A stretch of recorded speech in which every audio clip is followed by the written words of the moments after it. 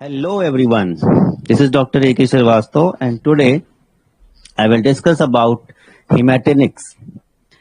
Again, very good afternoon to you all, and today we will discuss the topic hematinics and erythropoietin and drugs which are related to this topic.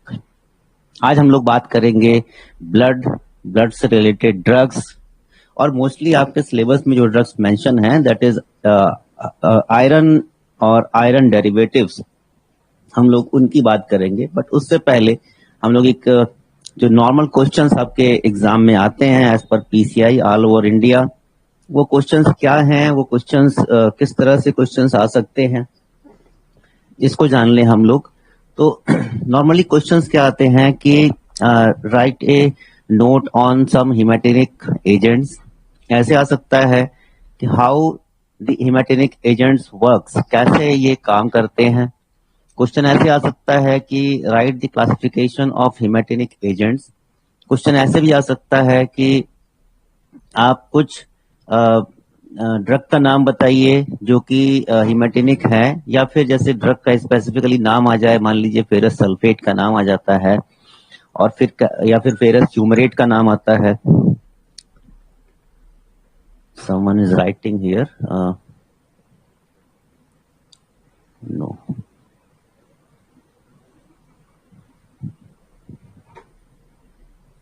ठीक है। तो इस type के जो questions आपको मिलते हैं, हमें उसका आंसर एक सही तरीके से एग्जाम में करना होता है ताकि हमारे मार्क्स जो है वो फुल मार्क्स आए, अच्छे मार्क्स आए, बेहतरीन आए।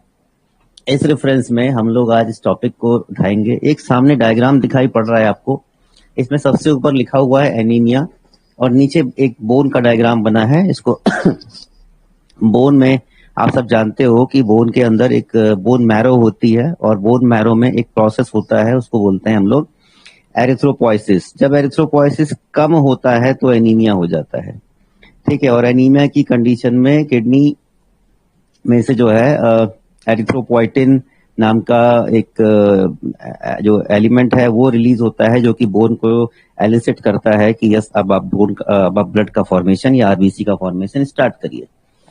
कुछ सेल्स के बारे में जान लें हम लोग। नॉर्मली जो सेल्स होती हैं हमारी बॉडी में, तो ये स्टेम सेल्स होती है, मल्टी पोटेंशियल हिमेटोपोइटिक और हिमेटोसाइटोब्लास्ट टाइप की सेल्स होती हैं। और इनसे जब हम इसके कई मतलब मॉलिक्यूल्स बनते हैं, इस पाथवे से कई मॉलिक्यूल बनते हैं। कॉमन माइलियोइड प्रोजेनाइटर या फिर कॉमन लिम्फॉइड प्रोजेनाइटर, इस टाइप से कई एक तरह से दो सेल बनती हैं। उसके बाद फर्दर सेगमेंटेशन होता है और एरिथ्रोसाइट बनती है, जिस एरिथ्रोसाइट पे हम फोकस करने जा रहे हैं आज। मतलब बाकी सेल्स को नहीं ध्यान देना है, नहीं पढ़ना है, इनकी बातें हम लोग बाद में करेंगे या फिर जहां रिस्पेक्टिव टॉपिक आएगा वहां इनकी बात करेंगे। यहाँ इम्यूनिटी की बात भी नहीं करने जा रहे हैं, प्लाज्मा सेल की बात भी नहीं करने जा रहे हैं। बेसिकली बात करने जा रहे हैं हम लोग केवल और केवल एरिथ्रोसाइट्स की, ठीक है। तो यहाँ फोकस करना है, इस पूरे पाथवे में हमें केवल एक जगह पर फोकस करना है। ओवरव्यू करते हैं तो डेफिनेशन की बात आती है कि सबसे पहले हम जाने कि डेफिनेशंस ऑफ हेमाटिनिक्स क्या है, आयरन के मोस्टली सोर्स क्या हैं, किन किन सोर्सेज से आयरन मिलता है, आयरन का डिस्ट्रीब्यूशन बॉडी में कैसे होता है, किस तरीके से होता है, और डिस्ट्रीब्यूशन से रिलेटेड प्रॉब्लम क्या हो सकती है। इनको डिटेल में नहीं बल्कि इनको शॉर्ट में जानना है। Iron metabolism and elimination, iron body में कहाँ मेटाबोलाइज होता है या फिर कैसे एलिमिनेट होता है। डिफरेंट आयरन प्रिपरेशन जैसे ferrous sulphate, ferrous fumarate, carbonyl iron, इस टाइप के प्रिपरेशंस हैं। लेकिन उन खाली प्रिपरेशंस को पढ़ने से तो काम चलेगा नहीं, आपको उन सब के बारे में ये सारे के सारे डिस्क्रिप्शन समझाने पड़ेंगे जो कि आपने यहाँ पे ऊपर मेंशन कर रखे हैं, तभी आपको मार्क्स मिलेंगे। केवल ड्रग का नाम लिख देने से तो मार्क्स मिल नहीं जाएंगे। आयरन पॉइजनिंग ट्रीटमेंट, अगर आयरन ज्यादा हो जा रहा है, आयरन की पॉइजनिंग हो जा रही है तो उसका ट्रीटमेंट कैसे होगा। फिर एरिथ्रोपोइटिन का क्या रोल है, जैसे मैंने पहले अभी इस डायग्राम में बताया आपको, दिस इज एरिथ्रोपोइटिक, ईपीओ से लिखा हुआ है, इसका क्या रोल है, इन चीजों को हमें समझना है।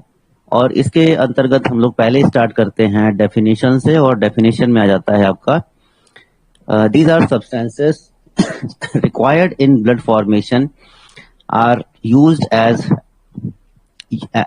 adjuvants in treatment of anemia। मतलब ये ब्लड के फॉर्मेशन से रिलेटेड हैं, एनीमिया का ट्रीटमेंट कर सकते हैं या करते हैं। एनीमिया क्या है? अब anaemia occurs when the balance between production and destruction of RBCs is disturbed by blood loss और impaired red cell formation due to deficiency. दो वजह से ब्लड का आरबीसी का जो एनीमिया जो है उसके होने के दो कारण हो सकते हैं, या तो ब्लड का फॉर्मेशन कम हो या फिर ब्लड का डिस्ट्रक्शन यानी कि टूटना ज्यादा हो जाए, इस वजह से एनीमिया हो सकता है।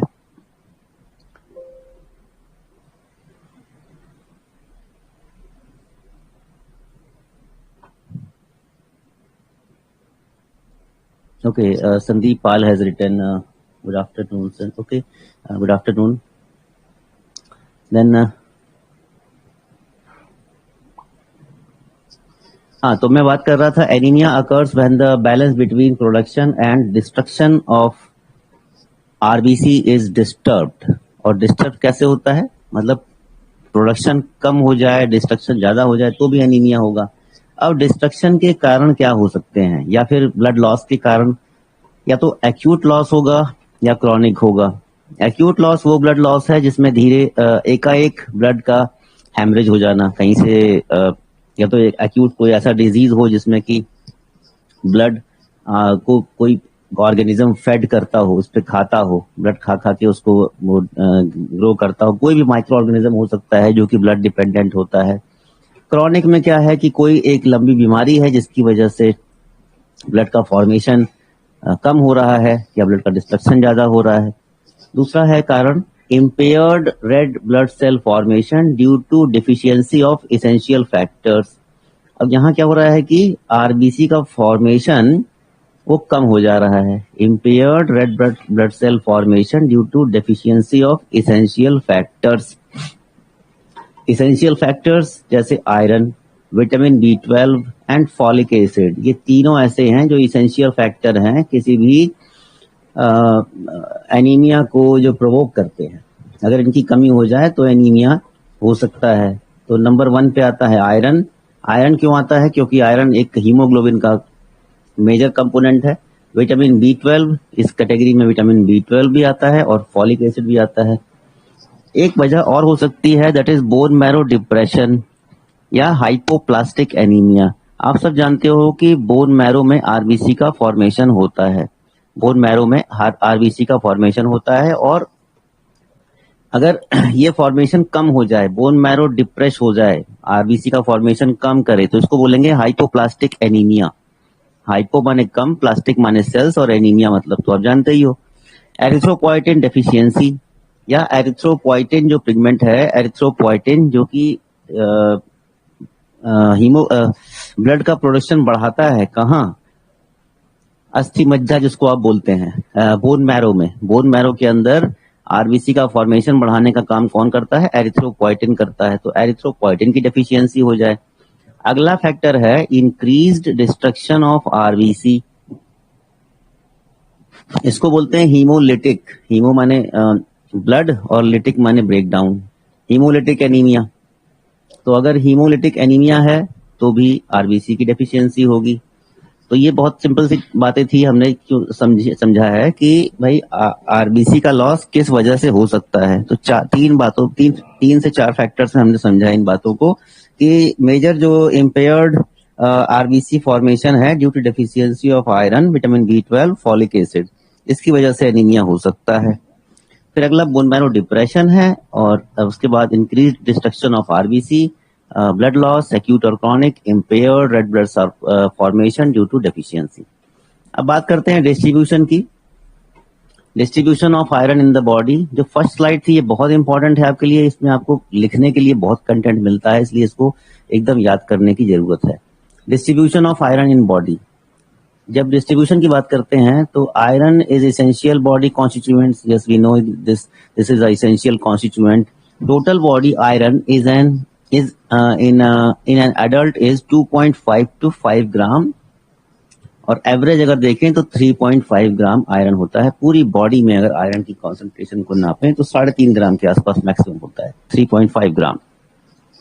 और ये 2.5 से लेकर 5 ग्राम तक रेंज करता है, ठीक है। जैसे it is more in man, man में ज्यादा है 50 mg पर केजी के हिसाब से होता है, देन इन विमेन, विमेन में 38 mg पर केजी के हिसाब से होता है डिस्ट्रीब्यूशन इसका। mg पर केजी की हम जब बात करते हैं इसका मतलब है कि अगर उसका वेट 50 केजी है तो 50 से इसको मल्टीप्लाई कर लेंगे।